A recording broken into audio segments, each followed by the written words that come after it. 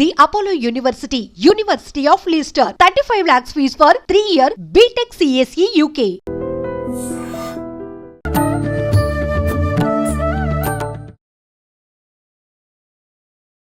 నమస్కారం, welcome to I dream. ధర్మ మార్గం విత్ విజిత కార్యక్రమానికి స్వాగతం. ప్రస్తుతం మనతో పాటు ఉన్నారు మహాబగల్ అఘోరా తంత్రి బ్రహ్మశ్రీ వెనంపల్లి నిశాంత్ శర్మ అవధాని గారు. ఇప్పుడు వారితో మాట్లాడి మరిన్ని విషయాలు తెలుసుకుందాం. నమస్కారం అండి. మహాదేవ. తొలి ఏకాదశి నుంచి మనకి ఇంకా పండుగలన్నీ ప్రారంభం అవుతుంటాయని చెప్పి భావిస్తూ ఉంటాము.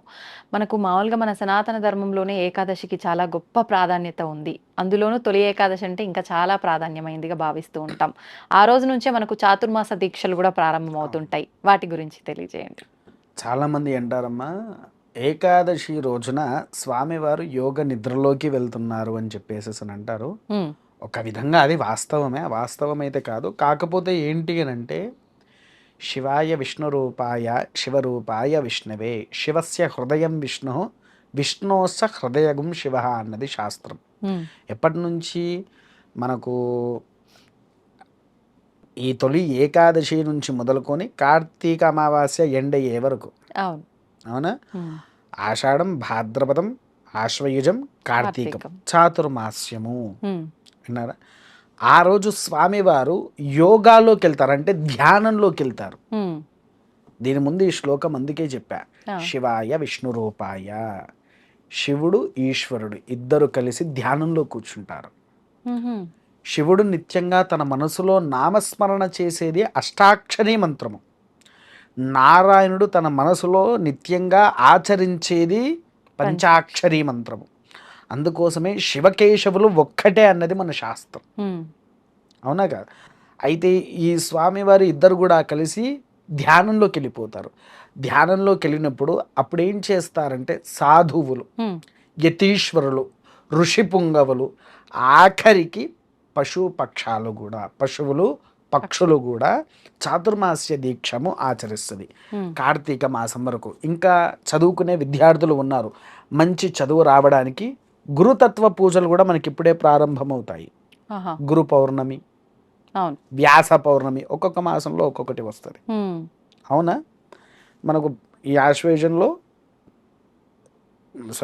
మన ఆషాఢంలో గురు పౌర్ణమి, తర్వాత వ్యాస పౌర్ణమి. ఇప్పుడు ఈ గురు పౌర్ణమి వ్యాస పౌర్ణమి కాదా? కాదు తల్లి, అది వేరు ఇది వేరు. అది వేరు ఇది వేరు. వ్యాస పౌర్ణమి వేరు, గురు పౌర్ణమి వేరు. ఇప్పుడు ఈ గురు పౌర్ణమి రోజు ఆరాధించాల్సింది ఎవరుని? మామూలుగా అయితే అందరూ సాయిబాబాను ఆరాధించాలా? దత్తాత్రేయుల వారు విన్నారా? దక్షిణామూర్తి, మేధా దక్షిణామూర్తి విన్నారా? అయితే దత్తాత్రేయుల వారు మేధా దక్షిణామూర్తి.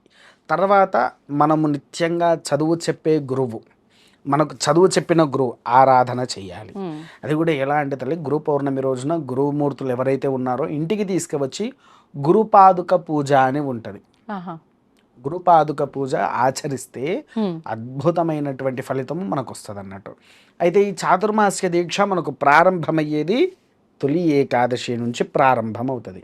ప్రతి ఒక్క యతీశ్వరుడు కూడా ఉపవాస దీక్షలతో ఈ 4 మాసాలు దీక్ష గావించి ఏకాదశి రోజున శివకేశవులకి ఇద్దరికీ ముఖ్యంగా అభిషేకం ఆచరించాలి. ఉదయం పూట అభిషేకాన్ని ఆచరించిన తర్వాత తులసీ దళాలు ఉన్నాయి కదా, తులసీ దళాలతో మంచిగా మాల తయారు చేసి నారాయణుడి కప్ప చెప్పాలి.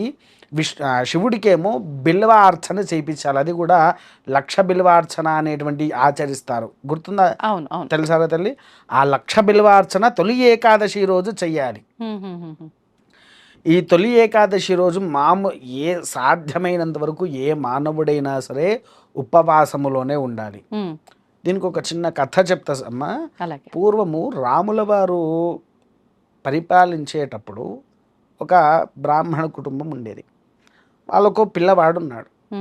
ఆ పిల్లవాడు నిత్యంగా భోజనం లేనిది ఉండేటువంటి వాడు కాదు. ఉదయం నుంచి రాత్రి వరకు ఒక 4-5 పూటలు భోజనం చేస్తూనే ఉండేవాడు.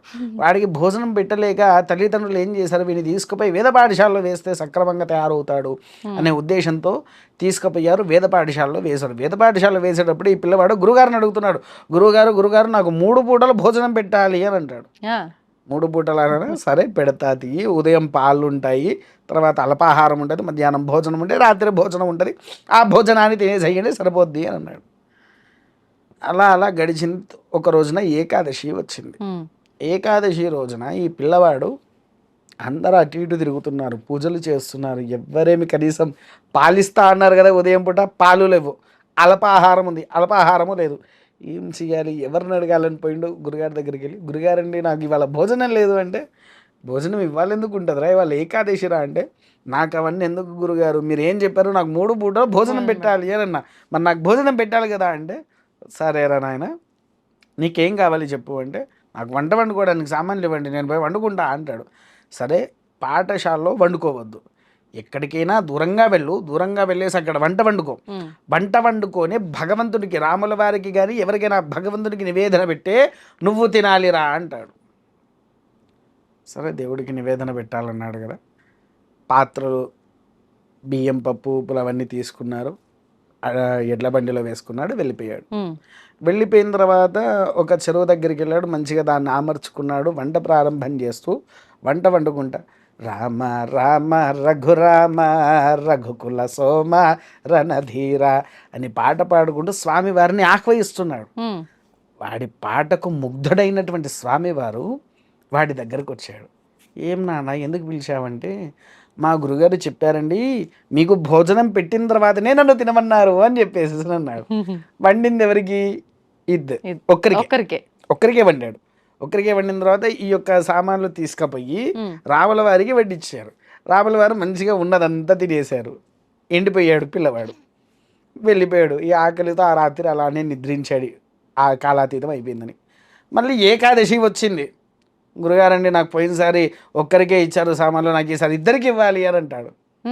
సరే తీసుకుపోరా అంటాడు. మళ్ళీ పోతాడు, రామ రామ రఘురామ రఘుకుల సోమ రణధీర అని పాట పాడితే రాముల వారు ఒక్కడు రాకుండా రాముడితో పాటు లక్ష్మణ్ని తీసుకొని వచ్చాడు.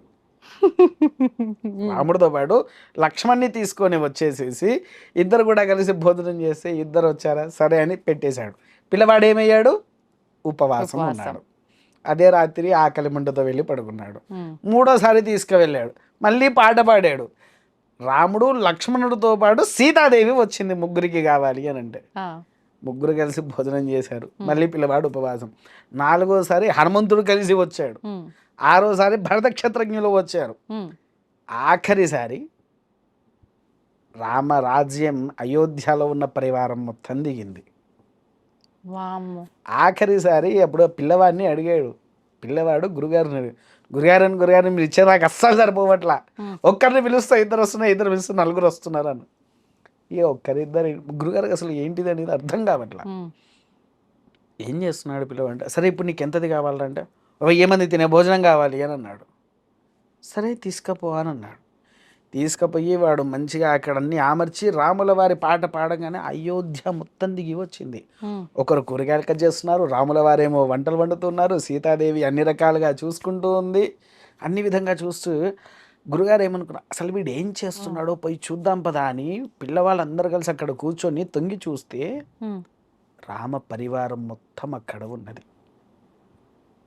రాముల వారి యొక్క పరివారము అక్కడ కనిపించేసరికి ఆయన మనసులో అనుకున్నా, అయ్యా రామ, జగదరిగిన కార్యము నీ వల్లనే అవుతుందా స్వామి అని అన్నారు. అంటే భగవంతులు కూడా అసలు ఆ రోజున తినరు, కాకపోతే మనిషికి ఒక అర్థము కావాలని వీడేం చేశాడు, ఎన్నిసార్లైనా కూడా ఒకరికి పెంచుకుంటూ పోతూనే ఉన్నాడు. అవునా కాదా? అందుకోసమే ఏకాదశి రోజున ఎవరైతే ఉపవాసం ఆచరిస్తారో ప్రతి ఒక్కరికి ఆ భగవంతుడి యొక్క అనుగ్రహాలు ఎన్ని శక్తితత్వ రూపాలు ఉన్నాయో ప్రతి ఒక్కటి మన మీదికి చల్లని చూపులుగా ఉంటుంది తల్లి. అందుకోసమే ఏకాదశి అనే దానికి అంత విశేషమైనటువంటి ఫలితం ఉన్నది. అది తొలి ఏకాదశి అని కాదు, ప్రతి ఒక్క ఏకాదశిని ఆచరించే క్రతువు. అయితే మీకు ఇందులో ఇంకో విషయం చెప్పమంటారా? ఇప్పుడు మీరున్నారు, మీ ఇంట్లో దేవుడిని ఎప్పుడు శుభ్రం చేస్తున్నావు తల్లి? అంటే వారంలోనా? ఒక నెలకి ఎన్నిసార్లు కడుగుతావు? 3-4 టైమ్స్. ఏ రోజు అది? బుధవారం. ఇల్లు కాదు నేను అంటుంది, దేవుడి పటాలు. గురువారం లేదంటే బుధవారం. అదే మహాపాపం. భగవంతులను శుభ్రం చేసేది మనం పులికాపు అని అంటాము. అంటే పులికాపు అంటే శుభ్రపరచడం. విగ్రహాలే కానీ ఫోటోలే కానీ ఇంట్లో ఉండేటి శుభ్రపరుస్తాం కదా, దాన్ని మన పదంలో పులికాపు అని అంటాం. హ్మ్. ఆ పులికాపు ఎప్పుడు ఆచరించాలి? కేవలము ఏకాదశి రోజు మాత్రమే. ఇంట్లో ఉండే ఫోటోలే గానీ, విగ్రహాలే గానీ ప్రతి ఒక్కటి హ్మ్. పరచాల్సింది కేవలము ఏకాదశి రోజు మాత్రమే. మిగిలిన ఏ రోజు గూడా మనం శుభ్రపరిచినా అది దేవుళ్ళు స్వీకరించరు. దాన్ని మనం పట్టించుకోకూడదు. అంటే ఏ వారం ఉన్నా, ఏమున్నా ఆ రోజునే ఆ శుభ్రపరచాలి. రోజే శుభ్రపరచుకోవాలి. హ్మ్. ఎందుకంటే ఉపవాస దీక్షలతో ఉండేవాళ్ళు మనసు క్లుప్తంగా పెట్టుకోవాలి భగవంతుడు. అందుకోసమే వారు ఆ రోజు తలంటు స్నానాలు ఆచరించి అన్ని రకాలుగా శ్రేయస్సుని, శక్తిని పొందుకుంటూ ఉండాలి కాబట్టి వాళ్ళు ఆచరించే నిత్య క్రతువులు. హ్మ్. సాధారణంగా మనం ఇంట్లో ఒక కుక్కను పెంచుకుంటాము. అవును. అది తెలిసి ఏకాదశి రోజు కూడా ఏది ముట్టదు. హ్మ్. ఇక కొంతమంది నాన్ వెజ్‌లు అవి ఇవి అలవాటు చేసేసరికి కొన్ని తింటున్నాయి కానీ హ్మ్. ధర్మంగా ఉండేటువంటి ఒక శునకైనా కూడా ఏకాదశి రోజున ఎట్టి పరిస్థితుల్లో కూడా భోజనం అనేది చెయ్యదు. హ్మ్. విన్నారా తల్లి? అంతటి విశేషమైనదే ఏకాదశి. అందులో తొలి ఏకాదశినే ప్రతి ఒక్కరికి ఒక రీతి రూపాన్ని చూపించేదే తొలి ఏకాదశి తల్లి. సాధారణంగా ఇది ప్రతిసారి మాట్లాడుకునే సబ్జెక్టే. కాకపోతే మళ్ళీ ఒకసారి మాట్లాడదామని జెప్పి అడుగుతున్నాను. బ్రాహ్మీ ముహూర్తం. నిజంగా బ్రాహ్మీ ముహూర్తం యొక్క ప్రాధాన్యత చాలా ఎక్కువ అని చెప్పి చెప్తూ ఉంటారు. మనం సాధారణంగా మిగతా రోజుల్లో చేసే విధానాల కన్నా గూడా ఈ సమయంలో చేస్తే ఎక్కువగా ఫలితం ఉంటుంది అంటారు. అంటే పూజలు కానియండి, జపాలు కానియండి. నిజంగా ఇది వాస్తవమా? ఎందుకని అంత ప్రాధాన్యత? అమ్మా, మనకు వాస్తవానికి ఏంటి బ్రాహ్మీ ముహూర్తం అంటే అర్థము చాలామంది చెప్పే ఉంటారు. ఎవరికి నచ్చింది వాళ్ళు చెప్తూ ఉన్నారు. దానికేం అభ్యంతరం లేదు. అసలైతే ధర్మపరంగా మనకు 2 గంటల 42 నిమిషాలకు బ్రాహ్మీ కాలం అనేది ప్రారంభమవుతది. అంటే ప్రతినిత్యం. ప్రతినిత్యము. అంటే ఏంటి అనంటే ఆ సమయంలో గాయత్రీదేవి నిద్ర లేచే సమయం. హుహు. సకల చరాచరాది దేవతామూర్తులందరూ లేవరు ఆ సమయంలో. ఆ! కేవలము గాయత్రీదేవి మాత్రమే లెగుస్తుంది. ఆ లెగిస్తున్నప్పుడు అమ్మవారికి ఇక మనం ఎవరైనా సరే మామూలుగా బెడ్ మీద పడుకున్నాము. లేచిన తర్వాత ఒక 5, 10 నిమిషాల వరకు ఎంత మత్తులో ఉంటాము. అవును. ఏ పని చేయబుద్ధి గాక చేయబుద్ధి అట్లా కాదు. ఒక 10 నిమిషాలు అట్లా కూర్చొనైనా నిద్రపోతాము. అవును. అవును. అలా అమ్మవారు కాస్త అలసగా ఉంటది. హ్మ్. కాస్త అలసగా. ఎప్పటి వరకు? 3 వరకు. ఓహ్! 3 వరకు అలసగా ఉండి అప్పుడు లేచి శుభ్రపరచుకొని చతుర్వేద పారాయణం అనేది మొదలు పెడతాది. అక్కడ చతుర్వేద పారాయణం మొదలు కాగానే ఒక్కొక్క దేవతామూర్తులు నిద్రలేస్తూ ఉంటారు. హుహు. మొదలు ఋగ్వేదంతో ప్రారంభమవుతుంది. అలా ఒక్కొక్క దేవులు లేచి స్నానాధిక ఆచరిత్యాలన్నీ మొదలుపెట్టుకొని ఇక వచ్చి వాళ్ళ స్థానంలో కూర్చొని ఎవ్వరి వృత్తి ధర్మాలు ఆచరిస్తూ ఉంటారు. ఎవరి వృత్తి ధర్మం ఏదైతే ఉందో ఈశ్వరుడిది ఒకటి, విష్ణుమూర్తి ఒకటి, లక్ష్మీదేవి ఒకటి, దుర్గా ఒకటి, గాయత్రి ఒకటి, సూర్యుడు, చంద్రుడు ఇలా ఒక్కొక్కరు ఒక్కొక్కరి ఆచార విధానాలు వాళ్ళు పాటిస్తూ ఉంటారు. ఆ! విన్నారా? అయితే ఆ సమయంలో హ్మ్. మనం కూడా నిద్రలేచేసి ఇల్లు శుభ్రపరచాలి మొదలు. ఇల్లు అంటే ఏ విధంగానో తెలుసారా తల్లి? ఊడ్చి ఆవు పెండతో మాత్రమే అలుకు చల్లాలి. దీంట్లో మీకు ఇంకో ప్రశ్న కూడా రావచ్చు. హ్మ్. ఏంటి గురుగారు మాదేమో మన ఇదేంటి భాగ్యనగరము, హై జనరేషను, పెద్ద పెద్ద అపార్ట్మెంట్లు వస్తాయి. మేము ఆవు పెండతో ఎక్కడ అలుకు చల్లుకోగలుగుతాము అని అవును. అనుకోవచ్చు. అవును. ఇంతంత తెచ్చుకొని నీళ్ళలో కలిపి నీ గుమ్మానికి ఎదురుగా నీళ్లు చల్లి తుడిచి దానికి ముగ్గు వేసినా చాలమ్మా. ఓహ్! ఎప్పుడు సూర్యుడు ఉదయించక ముందుకే జరిగిపోవాలి. హ్మ్. ఇప్పుడు కొంతమంది ఏం చేస్తున్నారు? రాత్రి పూటనే ఊడ్చుకుంటున్నారు. ఊడ్చేసి. అలుకు జలేసి ముగ్గు వేసుకుంటున్నారు. అవునండి. అది మహా దరిద్రం ఇంటికి. హ్మ్. ఎందుకనంటే తల్లి దీనికి ఇంకో రీతి ఉంది. ఇంట్లో నుంచి కాష్టాదిక శవము ఎప్పుడైతే బయటకు వస్తుందో అప్పుడు చెయ్యాలి అనే ఒక ఆచరణ కూడా మనకుంది. దానికి సంబంధించిన ఇల్లు కింద పరిక్రమణలోకి వెళ్తూ ఉంటుంది అలా చేస్తే. సాయంకాలం చేస్తే. సాయంకాలం చేస్తే. అందుకే ఉదయాత్ పూర్వమే సూర్యుడు ఉదయించేదానికంటే ముందే మనం ఉదయించేసేసి కాలకృత్యాలు నెరవేర్చుకొని బ్రాహ్మీ కాలంలో దీపారాధన చేస్తే అపూర్వమైనటువంటి అనుగ్రహము ఇంటికి దక్కుద్ది. హ్మ్. తర్వాత రెండోది విద్యావంతులు. ఇప్పుడు మీరు మామూలుగా ఏమన్నా పుస్తకం పట్టుకొని ఆ సమయంలో ఒక పాచి నోటితోనైనా సరే మనము ఆ యొక్క శ్లోకం చదివితే 2 రోజులు చదవండి. మూడో రోజు మీకు మైండ్లోకి ఎక్కేస్తుంది. అంతటి మేధాశక్తి ఉండేది కేవలం ఆ సమయంలో మాత్రమే. ఉమ్, చదువుకునే పిల్లలతో సహా మనం పూర్వీకులు కూడా అవును. ఉదయం 4ంటికే లేచి అలానే కూర్చోబెట్టి చదివించేది. ఎందుకంటే అలా చదివిన వాడు ఎప్పటికీ మర్చిపోడు. ఉమ్, ఆ సమయంలో చదివిన వాడికి మేధాశక్తి అపూర్వంగా వస్తూనే ఉంటుంది వాడికి. ఆ, అదొకటి. తర్వాత ఈ బ్రాహ్మీ కాలంలో ఇంకొకటి ఏంటి అని అంటే ఎటువంటి వ్యసనాకృత్యాలు చేయకూడదు. ఉమ్, కొంతమందికి ఏంటంటే లేవగానే ధూపం అలవాటు, అంటే సిగరెట్లు తాగడాలు, పాన్ పరాగులు అలాంటివి చేస్తారు. ఎట్టి పరిస్థితుల్లో కూడా అవి చెయ్యకుండా ఉమ్, స్నాన కృత్యాలు ఆచరించి దేవుడి దగ్గరికి వచ్చి దీపారాధన చేయాలి. దీపారాధన చేసిన తర్వాత వాడి ఇంట్లో లక్ష్మీదేవి కలకల్లాడుతుంది. అసలు ఈ నిత్య దీపం అంటే ఏంటో తెలుసారమ్మా? ఉమ్, మనం దీపం దీపం దీపం అంటున్నామే, ఆ దీపం ఎవరో తెలుసా? ఉమ్, ఆ బత్తికి మనం ఇలా వెలిగిస్తాం కదా, దాన్ని ఏమంటాం మనం? జ్యోతి. జ్యోతి. ఆ జ్యోతి ఎవరు? అమ్మవారైనా? ఏ అమ్మవారు? ఐడియా లేదు కదా. దీపం జ్యోతి అనే అమ్మవారు ఉన్నారా separate గా? ఆ జ్యోతినే సాక్షాత్కారి దేవత అమ్మ. అదే చెప్తున్నా. మీకు తెలిసి శివుడికి ఎంతమంది కుమారులు, ఎంతమంది కుమార్తెలు?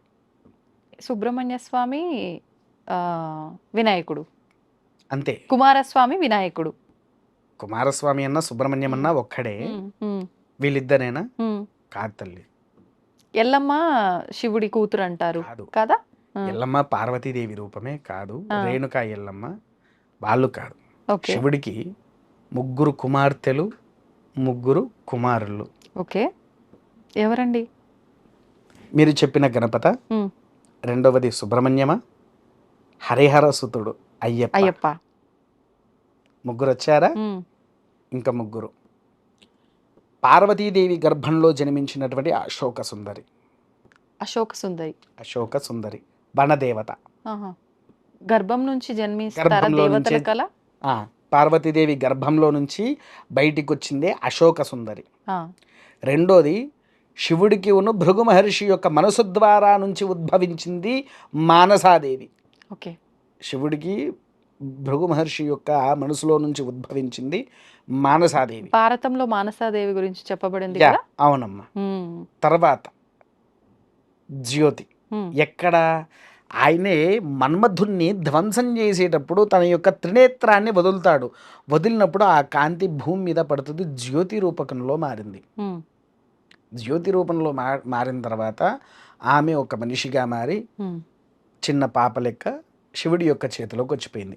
అప్పటి నుంచి ఆ పాపను కూడా పార్వతి చూసుకుంటుంది. ఉమ్, అలా శివుడికి 3 కుమార్తెలు, 3 కుమారులు. ఉమ్, ఈ జ్యోతిదేవి యొక్క క్షేత్రం కూడా ఎక్కడుందంటే తల్లి, ఉమ్, అమ్మవారు 108 భాగాల కింద పడ్డప్పుడు, తను దక్షయజ్ఞం గావించేటప్పుడు 108 భాగాలుగా పడ్డప్పుడు ఒక భాగంగా నిప్పుగా ఉండే భాగము హిమాచల్ ప్రదేశ్లో పడ్డది. ఉమ్. హిమాచల్ ప్రదేశ్లో జ్వాలాముఖీదేవి ఆలయం అని ఉంటుంది. విన్నారా పేరు?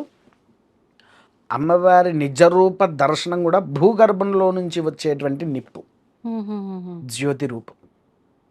విన్నారా తల్లి? అక్కడ అమ్మవారికి అంటే విగ్రహ రూపంలో ఉంటుందా ఆలయం? విగ్రహం కాదు, ఉండదు. ఆ అమ్మవారు జ్యోతి రూపంలోనే జ్యోతి. ఉంటారు అక్కడ, అగ్నిలాగానే. అగ్నిలాగానే ఓ, ఎప్పటికీ అది అగ్ని అలా వెలుగుతూనే వెలుగుతూ ఉంటుందా? నిప్పు 6 చోట్లలో వెలిసింది అక్కడ.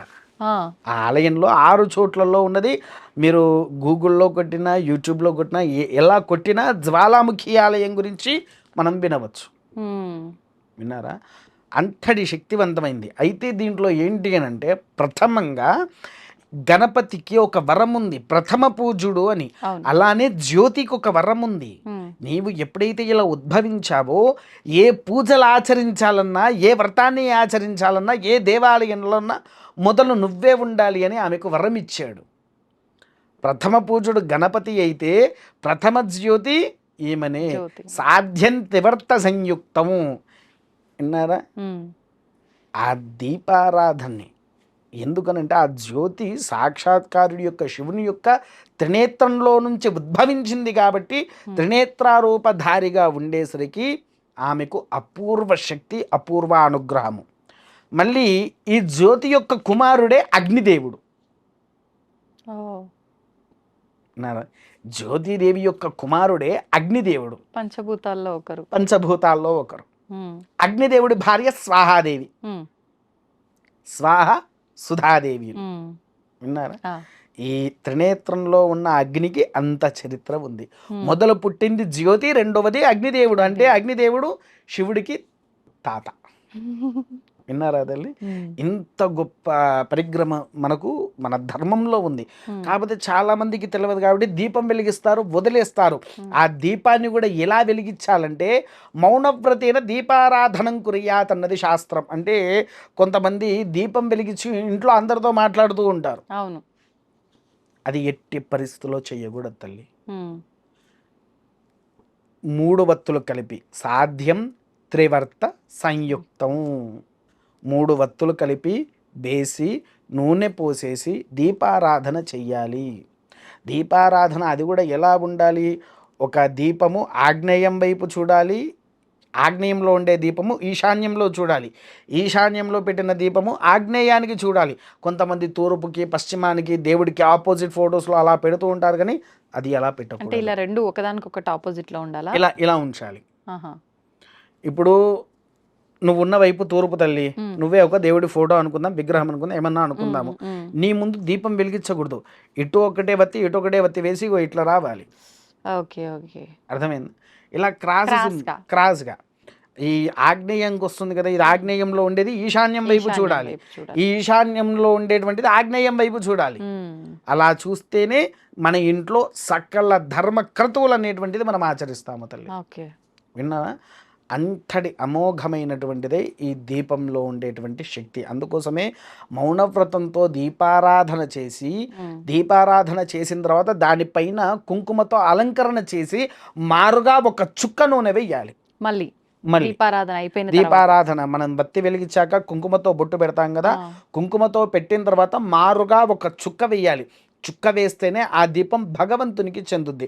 నీవు ఎప్పుడైతే ఈ మారు చుక్క నూనె వేయలేదనుకో, అది రాక్షస జాతికే పోతుంది. నువ్వు దేవుడి దగ్గర వెలిగించిన రాక్షసుల దగ్గరికే పోతుంది. అలా అంటే ఇప్పుడు ఈ విధానం ఎవరు ఆచరించట్లేదు, లెక్కలోకి రానట్టే. లెక్కలోకి రాదు తల్లి. మారు చుక్క వెయ్యని దీపము ఏది కూడా భగవత్పాదులకు చెందవు. ఒకటి. ఈ మారు చుక్క వేసిన తర్వాత అక్షితలతో వేసి నమస్కరించుకొని చక్కెరో పండో దీపానికి నివేదన పెట్టాల్సిందే.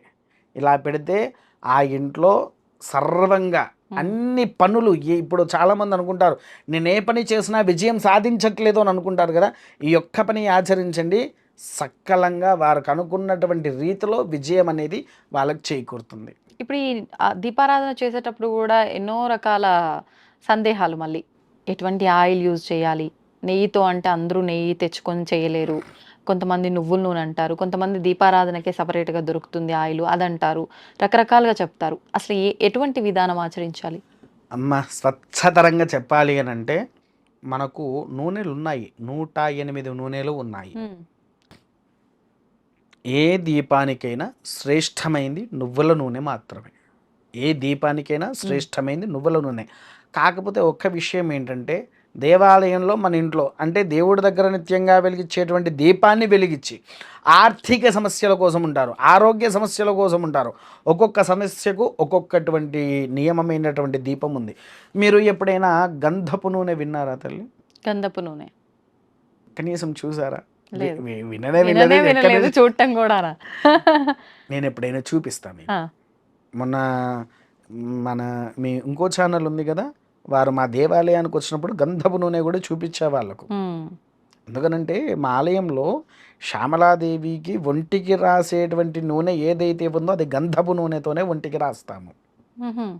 అలా ఒంటికి రాయాలా అమ్మవారికి? ప్రతి విగ్రహానికి రాయాల్సిందే. మామూలుగా దేవాలయంలో నువ్వుల నూనె రాసేసి పెట్టేస్తామన్నట్టు, నల్లటి ధనం కనిపించాలి అంటే మనం నిత్యంగా అభిషేకం చేసేసరికి తెలుపుతనంతో విగ్రహాలు వస్తాయి. ఈ నూనె ఎప్పుడైతే రాస్తామో ఆ తెలుపుతనం అనేది తొలగిపోతుంది అన్నట్టు, మళ్ళీ నల్లగా విగ్రహం కనిపిస్తుంది. అలా అమ్మవారికి ఒంటికి రాసేది గంధపు నూనె, లవంగాల నూనె ఉన్నది, ఇలాయచీ నూనె ఉంటుంది, విప్ప నూనె ఉంటుంది. విప్ప నూనె మన అప్పు బాధలు పోవడానికి కోసం. విన్నారా? ఇట్లా రకరకాల నూనెలు ఉంటాయి. అది ఎప్పుడు ఆచరించాలి ఎక్కువగా అంటే కార్తీక మాసంలోనే ప్రారంభం చేయాలి. ఏది చేసినా ఇటువంటివి ఏది చేసినా ఇటువంటి ఏ నూనెతో గనక మనం దీపాలు మొదలు పెట్టాలి అని అనుకుంటే ప్రథమంగా ఆచరించేది కార్తీక మాసంలోనే, అది కూడా కార్తీక దీపంతో ఆరంభం చేయాలి. మీకు కార్తీక దీపం అంటే తెలుసా? కార్తీక మాసంలో వెలిగించే దీపం కాబట్టి కార్తీక దాని దీపం. వత్తి ఏంటి తల్లి? వత్తి నార్మల్ వత్తే వాడతాం కదా. తప్పు తల్లి. పైడిపత్రి అనే ఆకుతో. దీపాకు అని ఎప్పుడైనా విన్నారా కనీసం? అది దీపాకు. ఆ చెట్టు పేరు పైడిపత్రి. పైడిపత్తి అంటే చెట్టు విన్నాము. దీపాకు అనేది ఏంటి? పైడిపత్తి అనేటువంటిది వేరు, పైడిపత్రి వేరు. పైడిపత్తి అనేటువంటిది ఇప్పుడు ఈ మరుగుమందు అవి ఉంటాయి చూసారా, అది చెక్ చేసేది, వాడికి మందు ఉందా లేదా అని చెక్ చేసేది. ఇది పైడిపత్రి. ఈ ఆకు మనకు వత్తి అవసరం లేదు, నూనె పోసి ఆకు వేసి దీపం వెలిగిస్తే దేవ్యోపమానంగా ఆ దీపం వెలుగుతూనే ఉంటుంది. 2 రోజుల వరకైనా వెలుగుతుంది నూనె పోస్తూ ఉంటే. పచ్చి ఆకే, ఎండిపోయిందో లేకపోతే ఏదో కాదు, పచ్చి ఆకే. మీకు అయిపోయిన తర్వాత నేను చూపించమన్నా చూపిస్తా, లేకపోతే ఎప్పుడైనా మీరు మా దగ్గరికి వచ్చినప్పుడు, మా ఆలయానికి వచ్చినప్పుడు ఆ చెట్టే చూపిస్తా. ఓకే. కార్తీక దీపంలో మొట్టమొదటగా అది నువ్వుల నూనె, ఆవు నెయ్యి 2 కలిపి ఆ ఆకు వేసి దీపారాధన ప్రారంభం చేయాలి. తర్వాత 2వ రోజు మన ఇంట్లో నుంచి ఒకరోజు ఇప్ప నూనె, ఒకరోజు హవిష నూనె, ఒకరోజు కుసుమ నూనె, ఒకరోజు బాదం నూనె, ఇంకో రోజు మనము పిల్లలు పుట్టాక తల్లులు పిల్లల ఒంటికి ఒక ఆయిల్ రాస్తారు, తెలుసారమ్మా నీకు అదేంటో? నువ్వుల నూనె రుద్దుతారు కదా, ఆలివ నూనె అంటాం మనం. ఓకే. ఎముకలు దృఢంగా మారడానికి, ఈ యాక్సిడెంట్ అయ్యి ఎముకలు విరగడం అలాంటి దోషాలు వస్తూ ఉంటాయి చూసారా, అట్టి దోషాలను ఆపాలంటే ఆలివ నూనెనే. ఇలా ఒక్కొక్క దానికి ఒక్కొక్క రకమైన నూనె గనక అది దీపారాధన చేస్తే అపూర్వానుగ్రహము అనేటువంటిది మనం పొందుతాం. అయితే మనం వివరంగా ఈ నూనె, ఎటువంటి నూనెతో దీపారాధన చేస్తే ఎటువంటి విధానం నుంచి బయటపడతామో కూడా మరొక వీడియోలో మాట్లాడుకుందామండి. సంతోషంగా. ధన్యవాదాలండి. మహాదేవ. తవ్వండి, తవ్వుతూనే శివలింగం. సరే దాన్ని అట్లా కప్పేసేయండి, చూపించదండి. మూర్తి పూజ కాదు, సాక్షాత్ బ్రజేంద్ర నందన భగవాన్ ఉన్నారు మూర్తిలో. ఏమీ ఆశించకుండా ఆరాధించే వాళ్ళు కూడా ఉన్నారా ప్రభుజీ? నిజమైన భక్తి అంటే మనకు తెలియదు కాబట్టి